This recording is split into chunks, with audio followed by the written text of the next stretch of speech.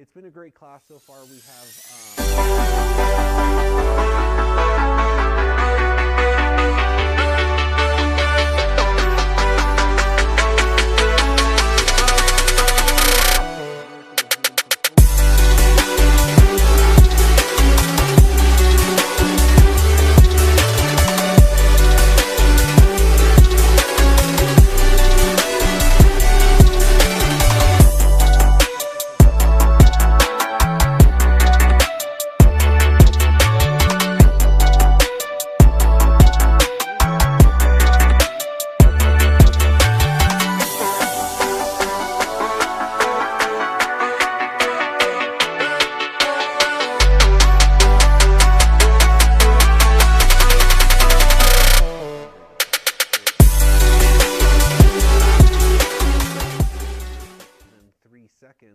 should be done after the workout instead of before. You should do something more like active stretching, which while we're waiting for things, why don't we go ahead and do some active stretching at the moment?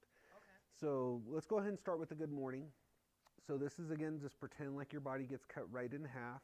Your feet are going to be about shoulder width apart, and you're just going to let your butt shoot back as you bend, hit a 90-degree angle, and then back up from that position. So go ahead and do about 10 of those. Depending on how tight you are, you're going to either feel this in your hamstrings, you might feel this in your glutes, you might even feel it in the lower back, or you might be feeling it everywhere. So it's just a real easy way to help kind of get your body ready to go again. So like as you can see America do it from the front, I can do it from the side. And same thing again. So hips are shooting back. I'm hitting a 90-degree bend in my body. And then I come back up from that position. And again, you just want to look like you're hitting that 90 degree. And again, as depending on how tight you are, it will depend on where you're feeling it the most.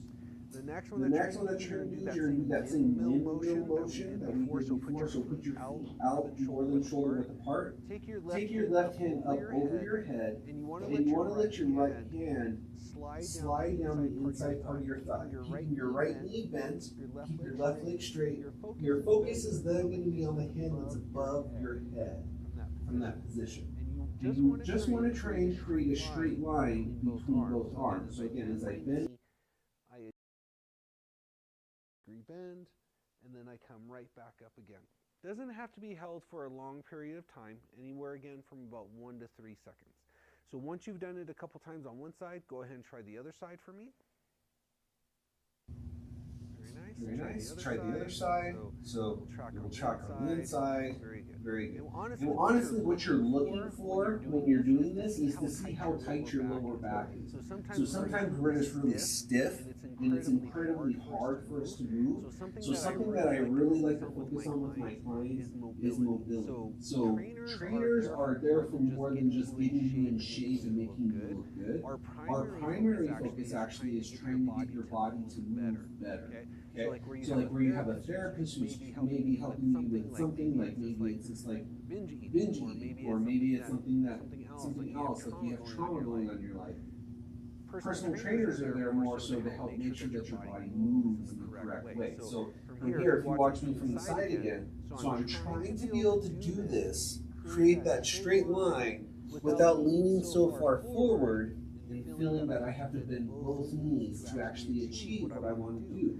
So that's what America was doing right there. Now, the next one that we're going to do is your shoulder rotation. So I'm going to allow my hand to stay as close to my head as I possibly can. The further this drifts out from me, the tighter my shoulder is, and the less mobility that I have. So I want to try and keep this as close to me as I can, allow it to rotate all the way around, back to my side, and then I want to bring it back up the same or the opposite direction in that circular motion. What I'm trying not to do is as I elevate and it goes behind my back, one, I don't want it to drift so far from my head, but two, I also don't want to feel like my entire body has to shift in order to rotate. So I'm going to keep my body here, bring it around without turning my shoulders as much as possible, and back around. So you'll do about 2 or 3 of those on each side. So America actually has really good shoulder mobility. She's going to try the opposite side. And you can kind of see then on this side how it kind of comes out a little bit further. So that's something that we can work on as we start to do the exercises and get better with it. Very nice. Everything's popping. Everything is popping. Popping is actually okay as long as it's not painful. I get asked that question quite a bit actually. So like there will be times, you might even hear this now as I do it, but as I bend my knees, like there's some crackling in my knees, even with as much exercise that I do and all that, it's pretty normal. So you don't want to feel like it's something that's wrong with your body, again, as long as it doesn't hurt. So are you ready to go through a workout? Yes, woo! So we're going to start off with the Bulgarian split squats again from last week. So from here, I will go ahead and demonstrate it from the side so everyone can see. So as I have this position, I'm going to have a seat on my bench. This is going to help me determine the distance in which my foot needs to travel out away from my body. So as I put my foot up, I step up, and I'm going to put my foot on there. Oh, look at that. We actually have weights too. Do you actually have like a broomstick or something I can use as well? So before I get into weights, because I'm going to show you a trick how to improve this work or this exercise with weights, but also to give you balance. So from this position, once I'm here, I'm going to let my butt shoot back at an angle. So what I want to feel is like my back is at a 45 as I'm performing this exercise. Why do I want to ride this like I'm the Wicked Witch of the West or something like that? But from this position, I want my head slightly tilted forward. I'm going to let my glutes go back like I'm sitting in a chair, and then I want to come back up. If I keep my body upright and I drop straight down, the more the focus is then on my quad. So your body upright allows you to focus on the quad. Your body tilted at a slight angle improves what you're doing on your glutes. So that is the opportunity that you have. Do I want to build bigger glutes, or do I want to build bigger quads? It's good for you to do both, but you have the option. So America, I'm going to let you do that one. Ideally, if you have prepared for this one. Okay, if you have, you're not prepared for this one? I'll tell you off camera why. Oh, okay, okay. Would you like to do a different exercise? No, I'll just do a few. Okay, well, we can always do step-ups. Can you do step-ups today? Yes. That's the great thing too, is you want to make sure that you have a trainer that doesn't just limit you to one exercise. If you have something that you can't perform, then it's always good to make sure that you have a different exercise that you can do. So before she starts to try and do this one, what I'm going to do then is I'm going to change it on her. So go ahead and pop up for me real fast. This looks like it's stable enough. I will go first, so this way if it breaks, I'm the one that gets injured. But from right here, I'm going to put my foot sideways on the bench. So rather when you see people do a step up usually, they usually step or face one direction, and then they push off the floor. So I don't know if you can see my heel as it comes up, but they usually push off to build the momentum to get up onto their bench. So that's kind of cheating in that way. What I want to feel is if I turn my body the opposite direction, right? I want to pick my toes up off the floor, so this way I can't push off the ground. And now my quad that's on the bench has to do all the work with picking me up and lowering me back down. The weight can still be held in the hand that's not closest to the bench. So as I'm in this position, I'm going to pick myself up and down. Pick myself up and down. And I don't want to feel like I'm pushing off the ground to get myself up. Okay? So Erica, if you want to try this, depending on how you feel, about 5 on each leg. It's too tough. You're taller than me. So if that is the case, then yeah, you don't even need a weight to help you with it. 2, very nice. 3, good. So she's not really pushing off the ground, so that's a good thing. 4, one more. 5, very nice. Let's try the other side. 1, 2, 3, 4, and 5. No worries. So what she just did right there is I have a coaching app too that I run most of my clients' exercises on. So whether you're with me or you're without me and you're performing a workout, you can go ahead and be able to track your workouts to see how you're progressing, whether your weight is increasing, whether you've done more reps, more sets. It's an easy way for you to watch yourself scale and build, hit that progressive overload that you hear a lot of people often talking about. It's a really easy way to track it. So I'm actually using America's profile in the app to actually do it. So I'm going to ask her real quick, how frequently have you used the app so far? No, that's not. Okay, so we need to try and get you on point when it comes to working with that. But honestly, again, it's the easiest way for you to track to see how you're progressing in that when it comes to. Well, I'm gonna add this as a coach as well, right? Is giving yourself grace for starting off slow and using an app to track workouts and meals is a new thing. So I'm not gonna beat myself up for it because it's a new thing. That is true. That's true. Okay, so now I'm ready for you. So your 60 seconds is up. Let's go ahead and go again. 1, 2, 3, 4,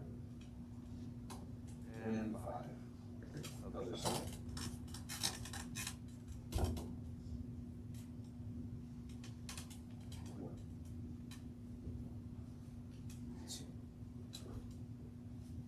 3, 4, and 5. Very nice. Okay. And that's a good point in regards to like giving yourself grace when it comes time to building into healthy habits in that sense. So like you always hear people talk about like what it takes to actually get started, right? Like you might not even be thinking about it. You might know that you need to at some point, but you might not even be thinking about it. And then you start to think about, okay, like I need to do this, but yet I'm still not ready to go to the gym in order to do it. Then you go to the gym at some point, you kind of see things, you might be intimidated because you've actually never done resistance training, and then you don't want to necessarily go back to the cardio machines because that sucks. It's just really hard and it's uncomfortable, you don't want to do it. Well, I'm going to add, last week our guest, right, was like, oh, I don't think I can commit to that. And I think people think that when you start this journey, you have to commit to what you say, right? And that goes back to that grace of you didn't eat well this weekend. That doesn't mean you stop or you give up. It means you start again. So that's the biggest tidbit I guess I could give today. Sure. I think it probably comes down to, and I'm ready for the last set, is honestly it takes about 3 months for the nutritional part of it to actually kick in, to where people start to kind of adhere more to what a diet, like what people think a diet should look like. And I hate the word diet because it usually comes with a negative meaning to it versus like a nutrition plan.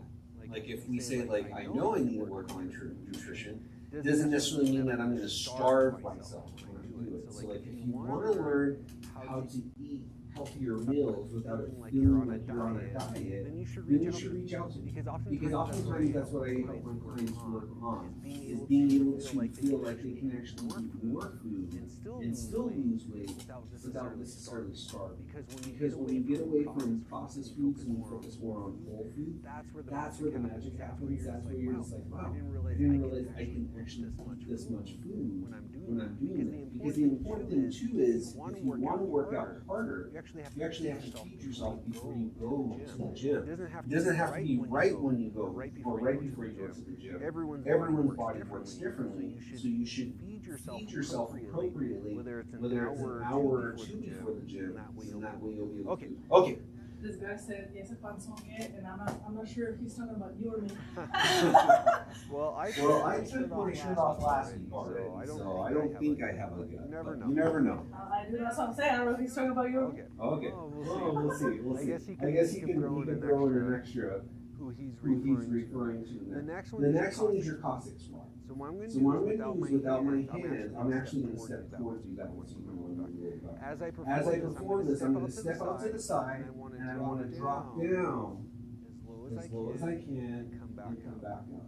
drop down, go as low as I can, and come back up. And then you're going to do that on the opposite side. So go ahead and give me 5 on each leg. Nice. Now try not to lean so far forward. 2. Okay, go low. Yeah. Something to work on. 3. 4. 1 more. 5. Try the other side.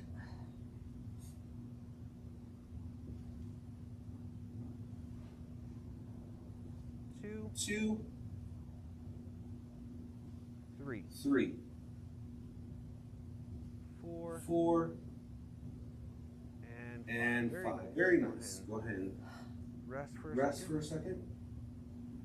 So for those of you who don't know, there's multiple planes of motion when it comes to exercise, right? So like if I were to split my body down the middle, you have the sagittal, which is the difference between your right and your left side moving independently of each other. What I have America doing right now, she's working on a frontal plane.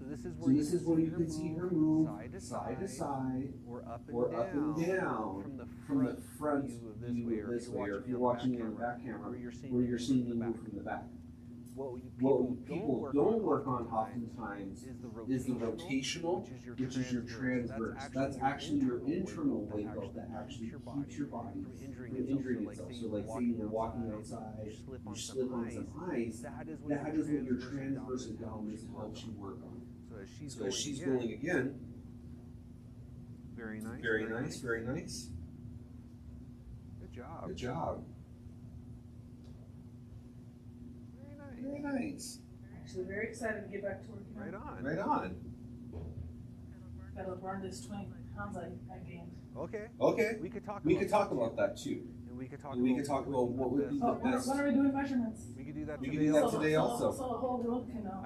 I have my measurement things with me today too. So as my accountability partner. It can be. So one thing that people have to kind of keep in mind is that there are different ways of measuring success when it comes to a health goal, in the sense, right? So like right now I weigh 200 pounds. But I'm a different 200 pounds than someone who would necessarily say like have a gut. Like and I also have a 32-inch waist when it comes to wearing jeans and things of that nature. Now a lot of people might think by seeing me that I might actually be a lot lighter in weight, but that's usually the misconception where people don't actually know how much you weigh. And that's really the thing that everyone has to kind of focus on is like no one can actually tell you how much America weighs other than America herself, because she's probably weighed herself that morning.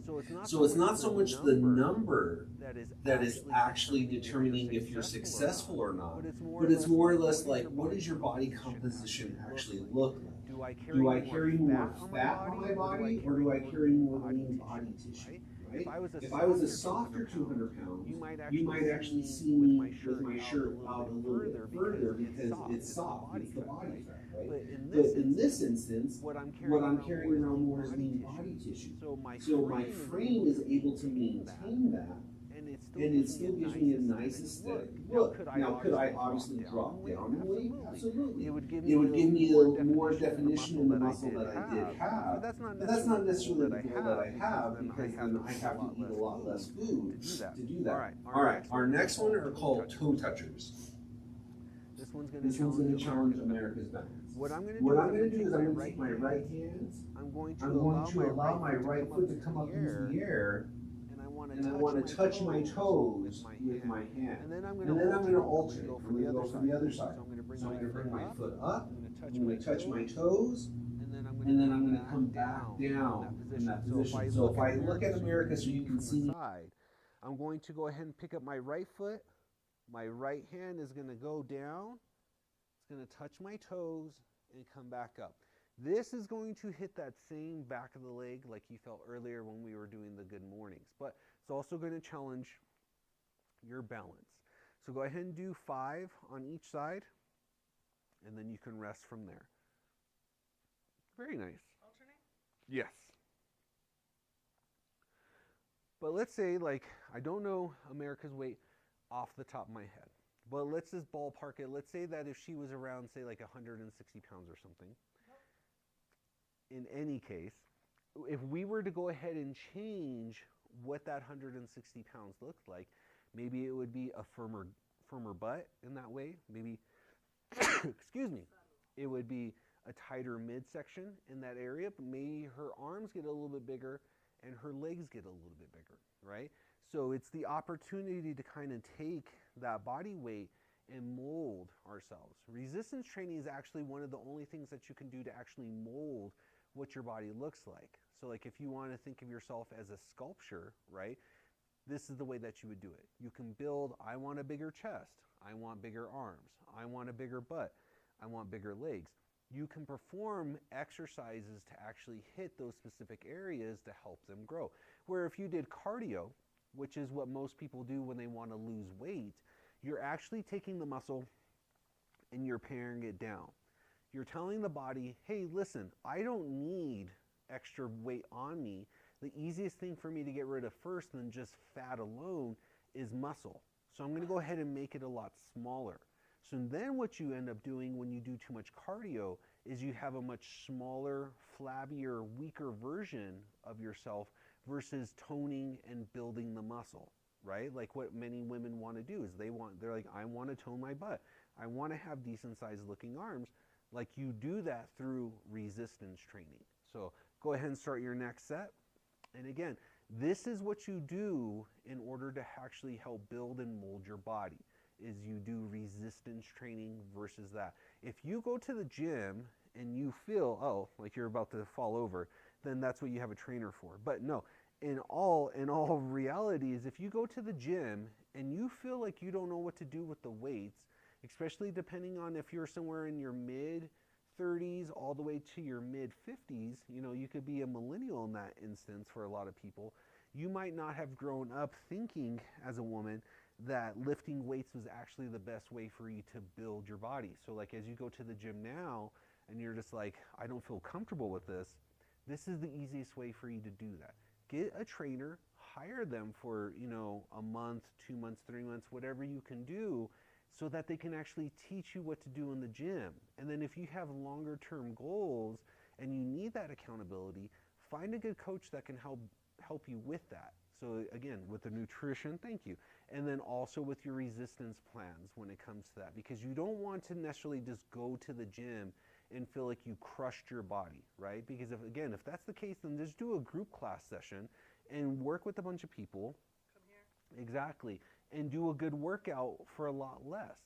But if you need the private instruction on how to do this, one, maybe because you feel uncomfortable working with other people, or two, maybe you just need that one-to-one coaching, that's when you reach out for a trainer to learn how to do this. So like for America right now, like exactly, like bring your leg up a little bit higher, good, as you're performing it, just like that, very nice. Without tumbling over. Okay, not bad, excellent job. So the next one is going to be push-ups. So we've already done push-ups the last few weeks, so I'm going to go ahead and let America, when she's ready, you're going to go ahead and give me 10 push-ups. My arms are not the strongest. That's okay. That's where I think many women would say is probably their arms. What you have to keep in mind though as you perform a push-up, that it's not necessarily your arms doing the brunt of the work. It's your chest is the primary muscle group focusing on this. So if you're feeling this in the biceps or in the shoulders, then you're doing the exercise wrong with your hand placement. You want to make sure that your hands are slightly turned in toward each other. So as you lower your chest down to the floor, your hands are underneath and that they are taking on the brunt of the exercise from there. The other thing too is I want to make sure that my elbow is at a 45. If I feel like it flares out to the side too much, again, you're going to feel it on the shoulder and the bicep instead. This is why many women or even men who have really bad form can say like, yeah, I feel this in my arms more than I feel it anywhere else. You want to be feeling this in the chest predominantly and then followed by the tricep. So this would be a good time as you're resting to kind of go over what like compound movements are versus like isolation exercises. So as you're performing this, we have our chest and our triceps doing the work, Okay, that's a compound movement. We have multiple joints moving at once. Where if we were to do a bicep curl, it's only one joint moving, which is right here, and then that's activating my bicep. So this is an isolation exercise versus a compound exercise. You're going to get more bang for your buck doing compound exercises versus isolation. But again, if you want to grow a specific body part, isolation exercises are perfect for that. Wow, my mind in the gutter. All right, go ahead and go again. That's the problem. Working with people sometimes. No, I'm just kidding. Yeah, with your judgy eyes. My judgy eyes? I don't know about that. I try not to judge anybody. You do this side-eye thing, so judgy. Ah, I see. Okay, okay. No, usually, unless it's America, obviously, then I usually don't judge any clients because again, like I know people have bad weeks when it comes to stress and sleep, that you might not make the most appropriate nutrition choices. I don't all the time, that's for sure. And then two, like your workouts tend to suffer from that as well. So you just want to make sure that like as you're going down, keep the, yep, just like that. Try not to let your stomach sag right there, and that'll help in that position. But that's what you want to do is, again, like find someone who's not necessarily going to make you feel like you're a horrible person because you went off of your plan for that day or for that week or that month. You know, sometimes you just have those really bad moments where you have to fight through it, kind of thing. And rather than trying to do a really hard workout when you've had poor sleep, is like maybe that's a day that I go for a walk or I do something a lot easier on my body, but yet it still keeps me active. Like those are the best times to do things like that. So I've actually taken clients around Sloan's Lake before with walks versus them going to the gym because of that same reason. People just don't realize how much stress actually fatigues you, makes your workouts even harder, or even like make them feel like they were ineffective that day. Or they get too sick because they Or were pushed too hard. yeah, that too. Like I don't think people realize enough that like how much that exhaustion phase hits. Not that you guys need a whole lot of information on like how stuff works, but in regards to like the scientific portion of it. But like if you guys are ever wondering why you're like super sore at the end of a workout, it's because of the shock phase, the adaptation phase is the first step. So your body's like, whoa, I'm not used to this. So then the muscles tend to become really sore after that workout. Elevate. Very good. The next phase that you have after you do that one, let's see, our next exercise is going to be, a side plank. You'll hold it for 30 seconds. So, but after the shock phase, you have the adaptation phase, right? Like your body is getting stronger. It's able to go through the exercises. So then that's where the progressive overload happens. Like, oh, I can do 10 or 20 body weight exercises with no weight. Let me go ahead and grab a weight and see how many I can do if I'm holding 10 pounds in each hand. And you push yourself from there. Like, oh, that was a lot harder. What you don't want to get to is that exhaustion phase where you're just working out too hard and then something breaks, right? Like you just hurt yourself or you do something like that. Your body wasn't able to recover from it. That's what happens when you're doing those ones. So that's what you want to be careful of when you get to that point, to speak to what you were talking about. So, all right, are we ready to do a side plank? All right, so from right here, if you've never done a side plank before, I get to flash America my bald spot. From this position, I'm going to hold myself up from the side. I want to make sure that I'm not sagging here or that I'm pushing my hips too far up into the air. But I want to lock my body in place. And this actually does not work on the aesthetic look of your abs. So as you're ready, America, you're going to try and give me 30 seconds on each side. This actually works on the internal muscles of what we were speaking to earlier on how to build. So that way, like, you have a nice strong core. That's what this is doing more so for you versus building. That was 5 5 seconds. seconds, okay. It was actually 3, but okay. So, no, it takes time, especially when you're doing a side plank versus a plank to the front where you're using both arms to hold. So 15 seconds for your first one, not bad. Yeah, let's do the other side. So, exactly. I'm ready when you are.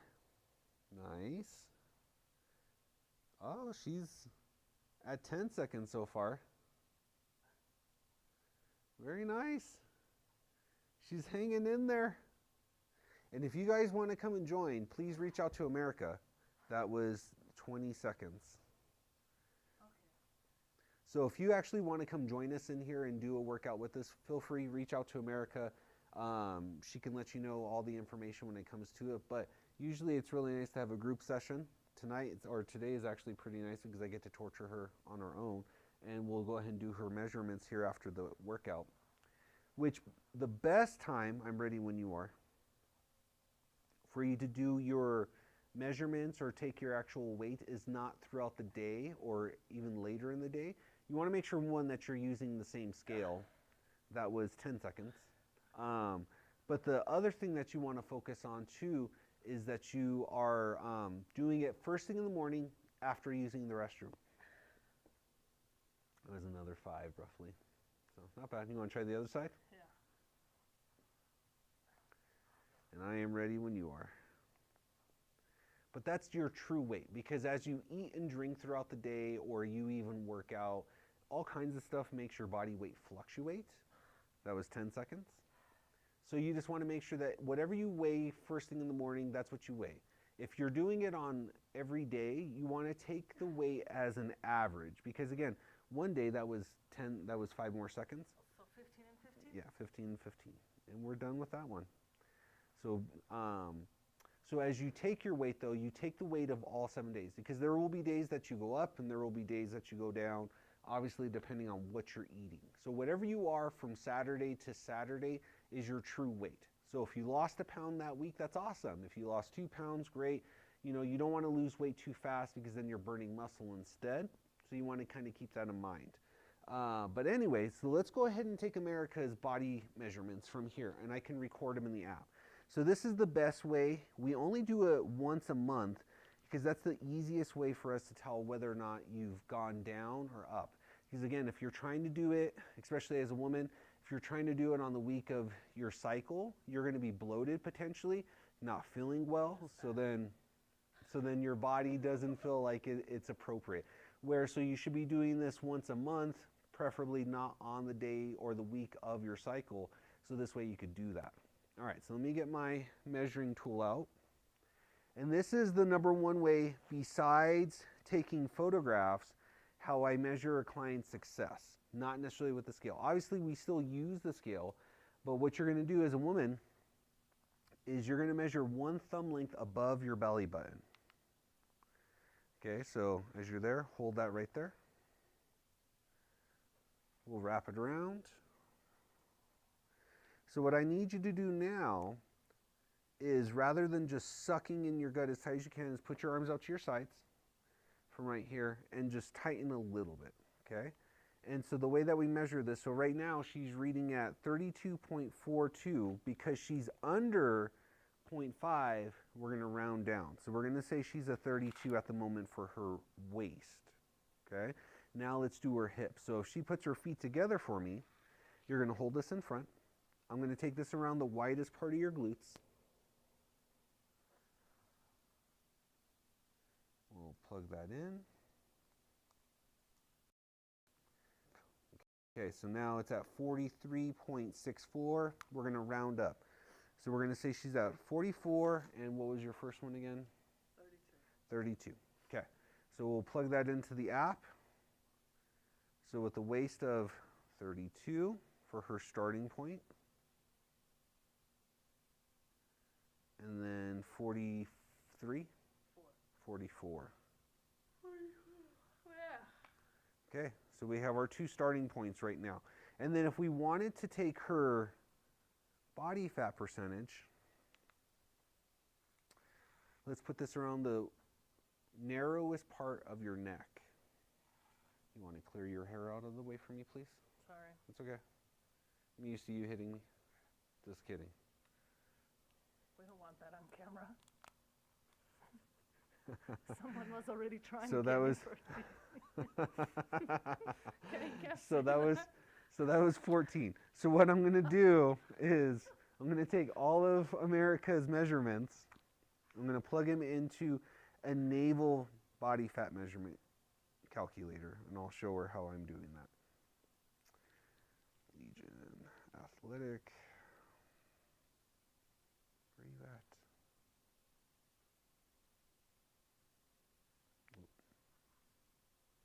Fat finger, everything. Do I just not get? There we are. You're just spelling athletic wrong. I know. It's been a long day. Every day. It's not like I do it every day. Usually it pops up for me. See, Google, you're letting me down. You're letting me down in front of America. And not in front of me, in front of Yeah, everyone. in front of everybody. I meant that literally and figuratively. So, as this is loading, if I don't get it now, because it's taking a second for the Wi-Fi to my phone, I'll go ahead and get it later. But at least we have her measurements, and we'll see in 30 days, essentially, roughly where America's at with everything like that. And this is her second workout this week, or how many? Mm-hmm. Okay. So while I'm waiting for this, tell me about what you've been eating all week long. And you did tell me that the only thing you had today was what, coffee? Yeah. Okay. So let's kind of start there with that one. As this is loading, it's taking forever, and I don't feel like wasting too much time with it. Is, okay, you're a woman, obviously. And when it comes to that, people most oftentimes think if I skip a meal, that I'm actually doing better, right? I'm going to lose weight if I'm skipping a meal. So here's the thing that you have to remember as a woman. Fasting is okay, I'm not saying it's not, but depending on when and what part of the day that you're fasting, you're honestly doing more harm than good to your body, because what you're doing is you're spiking your cortisol. So your cortisol is a hormone, and it's the hormone that is your stress level, right? So like as women wake up in the morning, your cortisol is already high because you've been fasting through the night as you sleep, especially if you've had a good night's sleep. And then so you're going to say, okay, America gets up at what time? 5 or 6 in the morning. Okay, so let's say that she gets up at 5. Say she got up at 5. I doubt it was probably like 6. But we'll say 5. So she wakes up 5:30. We'll meet in the middle.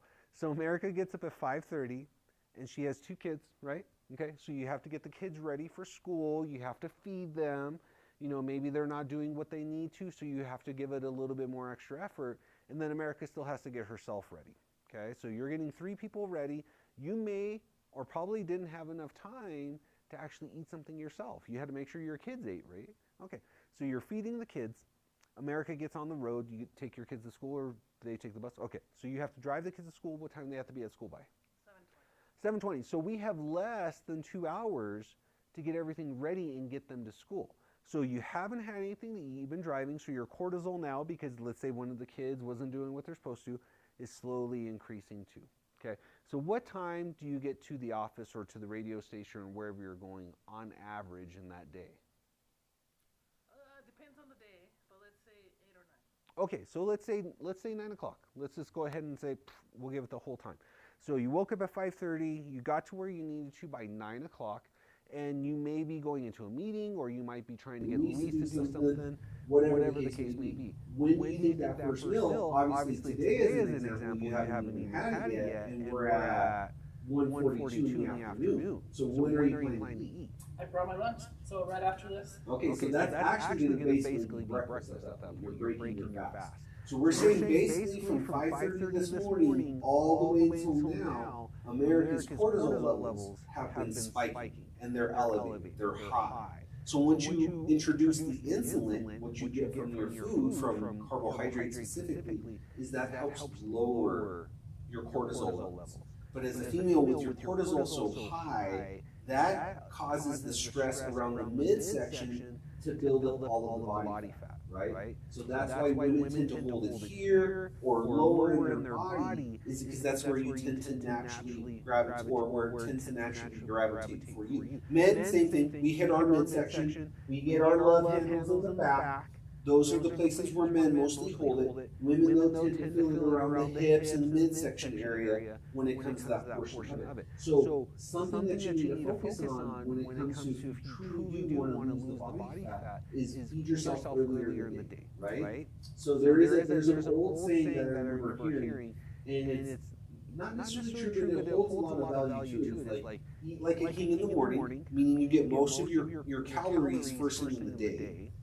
Then eat like a prince at lunch, right? So it's a fairly decent sized meal, but it's not the same size as breakfast was. And then you eat like a pauper, like a poor person, at night. So you're not overeating at that point, right? So because you're hoping because you had such a big breakfast, you had such a decent sized lunch, by the time you get to dinner, you're not that hungry. And you just need a little bit to hold yourself over so that way when you go to fast again, which means like what time would dinner be tonight? Like 7 or 8. Like 7 or 8 o'clock. So let's say that she finishes at 8 o'clock. That's when fasting begins at that point, right? She's no longer eating, so your body's no longer taking in calories. So it's going to go from 8 o'clock all the way to that 5:30 mark again the following day before she actually eats. And that is your fast. And that will work for you. But what's going to help America keep the body weight off without eating calories she didn't need is by staying away from the processed food. So things in wrappers or just protein shakes. The little things that we think are the healthiest for us, but really aren't doing what we think that they're doing for us because it's not keeping us fed long enough. So like usually what will happen is like you'll eat all these little snacks that add up, and then you'll get to dinner, and by the time you get to dinner you're so hungry that you're eating while you're cooking, and now we're already over consuming based off of all the snacking that we did in the day, and you're just thinking by the next day when you go to weigh yourself like, why did the scale go up? I barely ate yesterday, but you're not taking into account all of the snacks that you did, and that happens with both men and women. It's a really easy way for us to overeat. Okay? Any questions? Anything I can help you on that? Okay, great. So we had a good workout today. Lasted about 30 minutes for that portion of it. Got to do measurements, got to do a little bit of coaching in regards to nutrition. And again, if you have questions on how any of this works, or you don't understand how macronutrients work from, how much protein I should be having, do carbohydrates make me fat? Do I actually need fat? What's the difference between all of these? Some people I've had in their 30s that I started working with. Literally, it was an honest question. It's like, I don't even know what a carbohydrate is. What is that? Is that a pancake? And not knowing exactly what it is. So if you have questions like that, if you want some nutritional coaching or personal training, please reach out. I help people with this on a daily basis. And hopefully over the next 30 days, we'll go ahead and see some real good progress with America and Louise. So otherwise, that's all I got. Thank you. Thank you, Baltazar.